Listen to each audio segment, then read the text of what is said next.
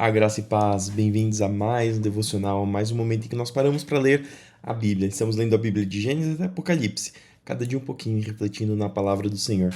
Vamos começar com uma oração? Senhor Deus, eterno Pai, obrigado por mais essa oportunidade de ler a Tua palavra, que o Senhor nos guie conforme a Tua vontade e segundo o Teu Espírito, para que nós possamos aprender, compreender e aplicar a palavra que nós leremos hoje. Isso que eu te peço e te agradeço em nome de Jesus. Amém. E sem mais delongas, vamos para o texto de hoje, que se encontra lá em 1 Samuel, a partir do capítulo 12. Nós vimos então que Samuel fez tudo o que precisava para que Saul fosse ungido rei. E nós continuamos agora nessa parte. Então Samuel falou a todo Israel: Fiz o que pediram, e lhes dei um rei. Agora ele é seu líder. Quanto a mim, estou aqui diante de vocês, um homem velho e de cabelos brancos. E meus filhos estão com vocês. Estive a seu serviço como seu líder desde a minha juventude e até hoje. Aqui estou. Testemunhem contra mim diante do Senhor e diante do rei que ele ungiu. De quem roubei um boi ou um jumento? Acaso enganei ou oprimi alguém? De quem aceitei suborno para perverter a justiça? Digam-me, e farei restituição se cometi alguma injustiça. Eles responderam: O Senhor nunca nos enganou, nem nos oprimiu e nunca aceitou suborno. Então Samuel declarou: Hoje o Senhor e o rei que ele ungiu são testemunhas de que minhas mãos estão limpas. Eles responderam: Sim, eles são testemunhas. E Samuel continuou: Foi o Senhor que escolheu Moisés e Arão e tirou seus antepassados da terra do Egito. Agora, fiquem aqui diante do Senhor enquanto eu os confronto com todos os atos de justiça que o Senhor fez por vocês e por seus antepassados. Quando Israel estava no Egito e seus antepassados clamaram ao Senhor, ele enviou Moisés e Arão para tirá-los de lá e trazê-los a essa terra. Mas o povo logo se esqueceu do Senhor, seu Deus. Por isso ele os entregou a Sísera, comandante do exército de Hazor, e também aos filisteus e ao rei de Moabe, que lutaram contra eles. Então clamaram novamente ao Senhor e disseram: Pecamos quando abandonamos o Senhor e servimos as imagens de Baal e de Astarote. Agora, se nos livrares de nossos inimigos, serviremos somente a ti. O Senhor enviou Gideão, Bedã, Jefté e Samuel para livrá-los, e vocês viveram em segurança. No entanto, quando ficaram com medo de Naás, rei de Amon, vieram a mim e disseram que queriam um rei para governá-los, embora o Senhor, seu Deus, já fosse seu rei. Pois bem, aqui está o rei que vocês escolheram. Vocês o pediram e o Senhor atendeu. Aqui viram novamente mais uma parte que diz por que Samuel ficou bravo. Porque ao invés do povo ir para Deus, pedir perdão para Deus, pedir socorro para Deus, que tinha os libertado várias outras vezes, eles pediram um rei, para que um rei libertasse. Eles procuraram a salvação e a solução dos problemas dele de um homem, e não de Deus, que tinha sido presente o tempo todo. Verso 14. Agora, se temerem e servirem ao Senhor, derem ouvidos à sua voz e não se rebelarem contra os seus mandamentos, tanto vocês como o seu rei mostrarão que reconhecem que o Senhor é Deus. Mas, se vocês se rebelarem contra os mandamentos do Senhor e se recusarem a ouvir a sua voz, a mão do Senhor pesará sobre vocês, como fez a seus antepassados. E aqui, novamente, mais uma vez, Josué falou isso, Moisés falou isso, agora Samuel está falando isso novamente. Se vocês temerem servir ao Senhor, Deus continuará com vocês, Deus continuará protegendo vocês. Mas se vocês se rebelarem contra o Senhor e recusarem ouvir, a mão do Senhor pesará sobre vocês. Isso já aconteceu várias vezes com o povo de Israel. Os filisteus estavam dominando porque o povo de Israel se afastou do Senhor. E aqui novamente, eles estão tendo mais uma oportunidade que o Senhor te dá, deles se firmarem no Senhor. Isso é uma palavra que vem para nós. Firme-se no Senhor. Continue seguindo os mandamentos dele, para que a mão dele não pese sobre nós. Agora, fiquem aqui e vejam o maravilhoso feito que o Senhor está prestes a realizar. Vocês sabem que não chove nessa época do ano, durante a colheita do trigo. Pedirei ao Senhor que envie trovões e chuva forte hoje. Assim vocês reconhecerão quão grande foi sua maldade ao pedir que o Senhor lhes desse um rei. Então Samuel clamou ao Senhor, e o Senhor enviou trovões e chuva forte naquele mesmo dia. E todo o povo ficou com muito medo do Senhor e de Samuel. Disseram a Samuel: Ore ao Senhor, seu Deus, em favor de seus servos, ou morreremos. Pois a todas as nossas faltas acrescentamos o pecado de pedir um rei. Não tenho medo, disse Samuel. Certamente agiram mal, mas agora sirvam ao Senhor de todo o coração e não se afastem dele. Não se desviem dele para adorar deuses sem valor que não podem ajudar ou livrar vocês. Eles são completamente inúteis. O Senhor não abandonará seu povo, pois isso traria desonra para seu grande nome, pois agradou ao Senhor fazer de vocês seu próprio povo. Quanto a mim, certamente não pecarei contra o Senhor, deixando de orar por vocês. Continuarei a lhes ensinar o que é bom e correto. Temam o Senhor e sirvam a Ele fielmente, de todo o coração. Pensem em todas as coisas maravilhosas que Ele fez por vocês. Mas, se continuarem a pecar, vocês e seu rei serão destruídos. Saul tinha 30 anos quando se tornou rei e reinou por 42 anos. Saul escolheu 3.000 soldados do exército de Israel e mandou o restante dos homens para casa. Levou consigo 2.000 desses homens a Miquimás e a região montanhosa de Betel. Os outros 1.000 foram com Jonatas, filho de Saul, para Gibeá, na terra de Benjamim.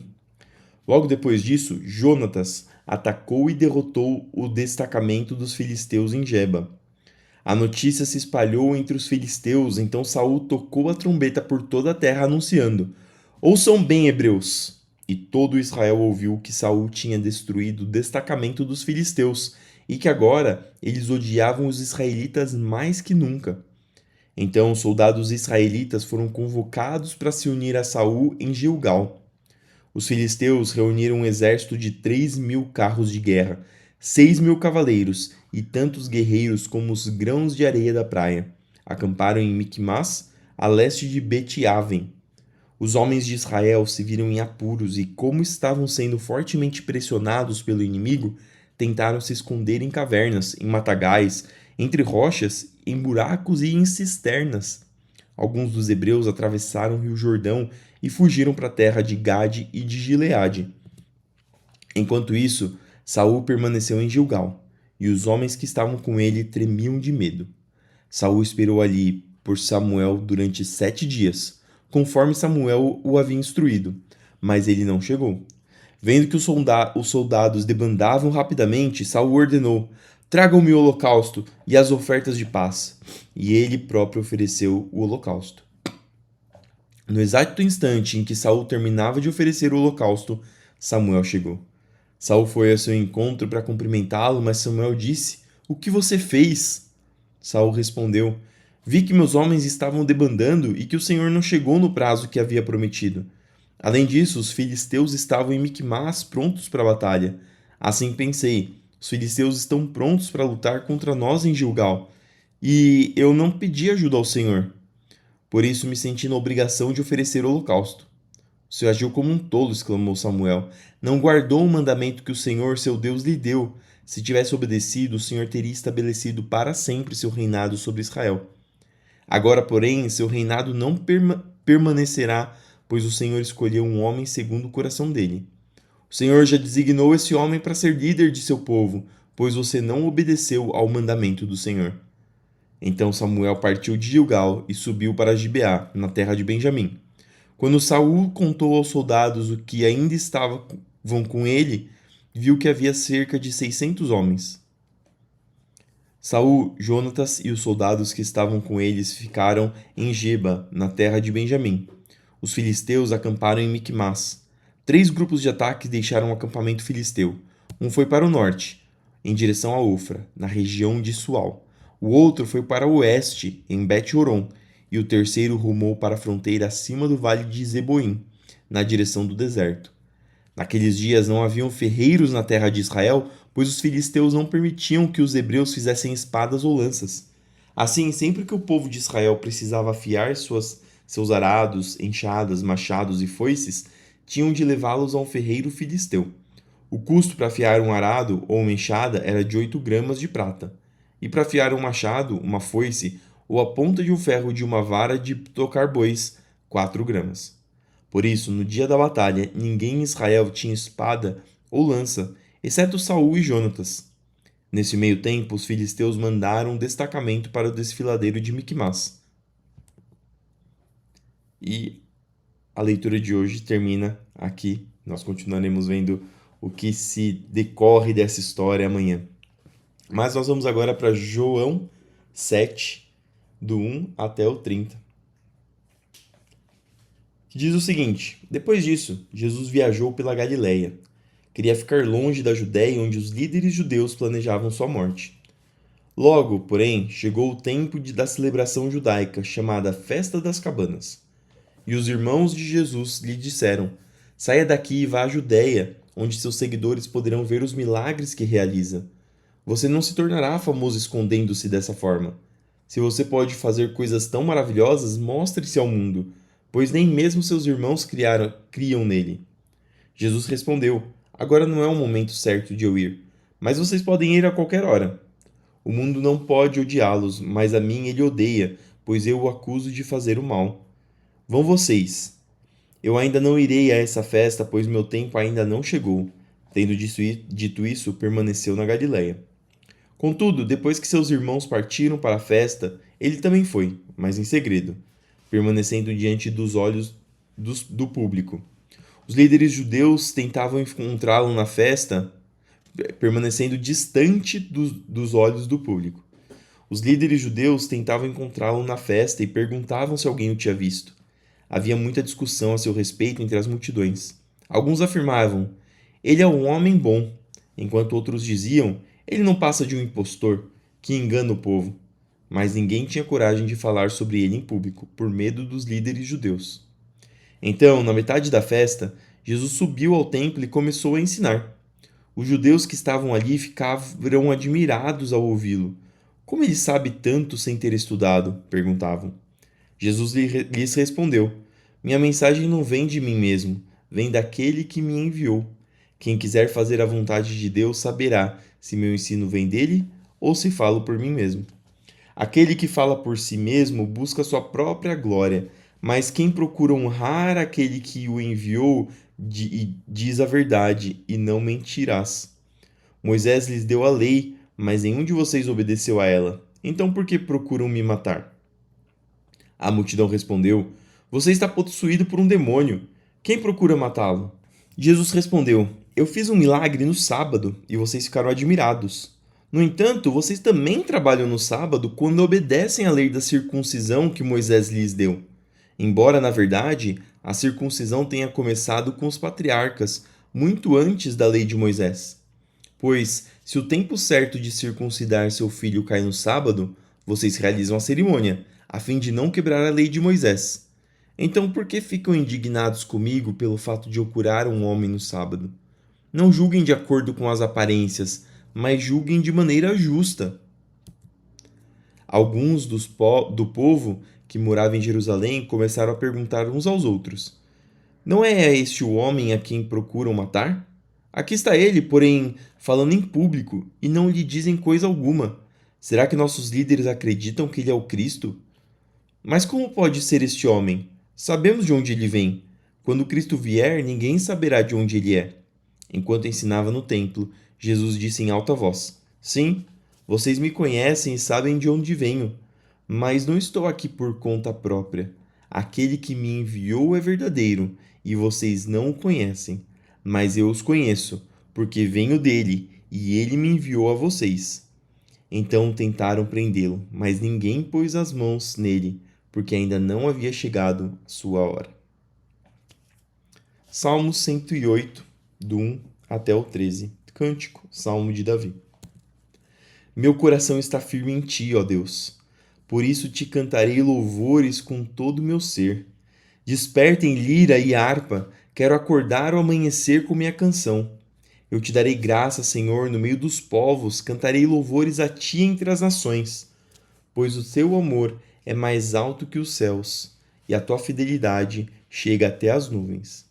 Sê exaltado, ó Deus, acima dos mais altos céus, que a tua glória brilhe sobre toda a terra.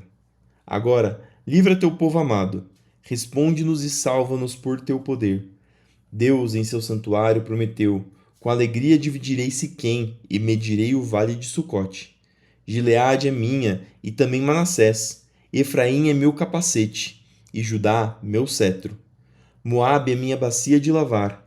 Limparei os pés sobre Edom e darei um grito de triunfo sobre a Filístia.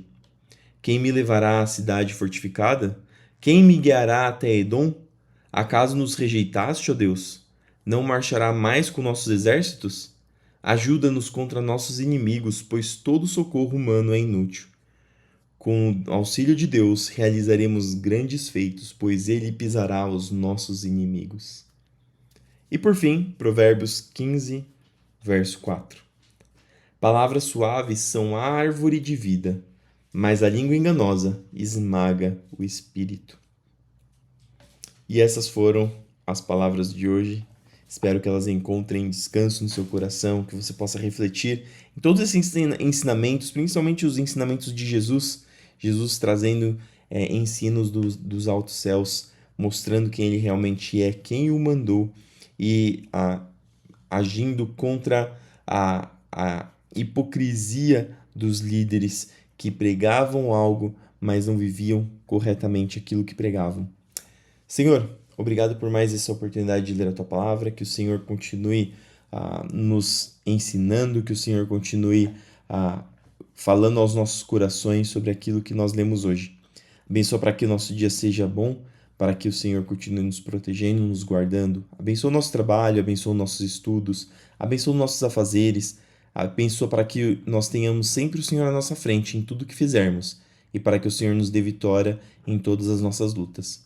Abençoa, Senhor, aqueles que estão doentes, aqueles que estão enfermos, para que o Senhor continue curando, para que o Senhor continue trazendo alívio para a dor. Abençoa aqueles que estão passando por necessidade, para que o Senhor venha trazer o sustento, para que o Senhor venha trazer consolo. Isso que eu te peço e te agradeço, Senhor. Continua conosco mais esse dia, nos abençoando, guardando e guiando. Em nome de Jesus. Amém. Fique com Deus, que tudo que você fizer no seu dia prospere, que você faça tudo para a glória do Senhor. E nos vemos amanhã para mais um devocional. Fique com Deus.